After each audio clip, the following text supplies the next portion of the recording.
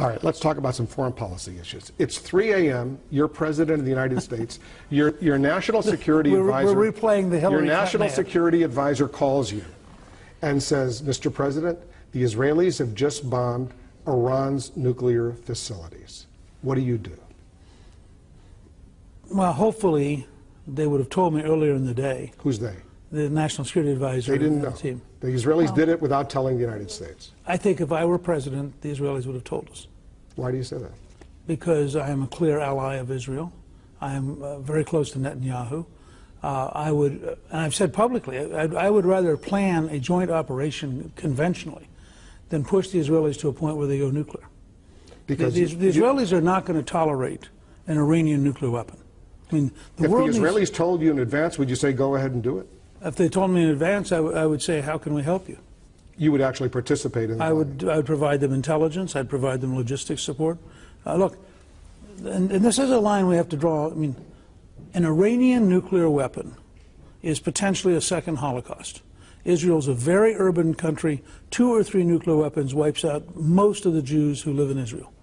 I believe Ahmadinejad would do it in a heartbeat. I mean, when you have people who put on bodysuits to walk into a crowded mall to blow themselves up, you better believe they'd put on a nuclear weapon.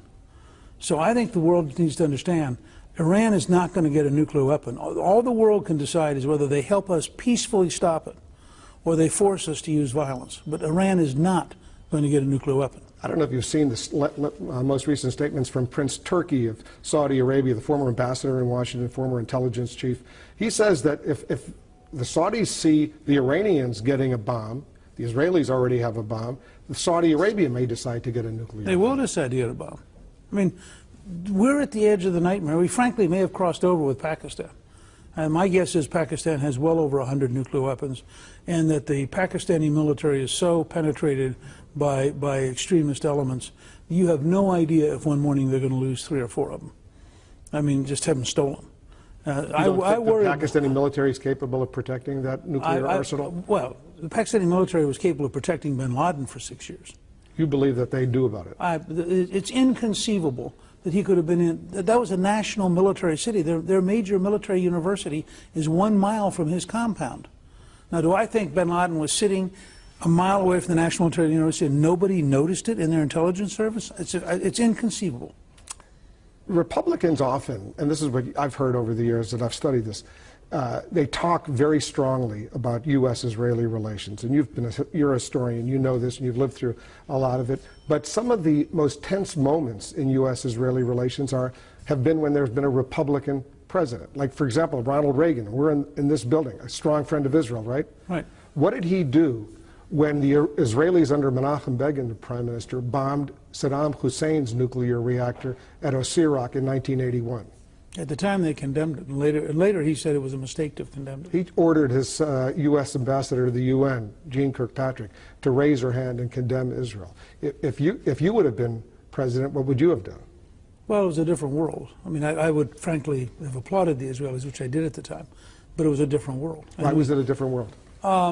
I think at the time you had a lot more worries about the Soviet Union. I mean, Reagan was totally focused on defeating the Soviet Empire. And he didn't want anything which made that more complicated.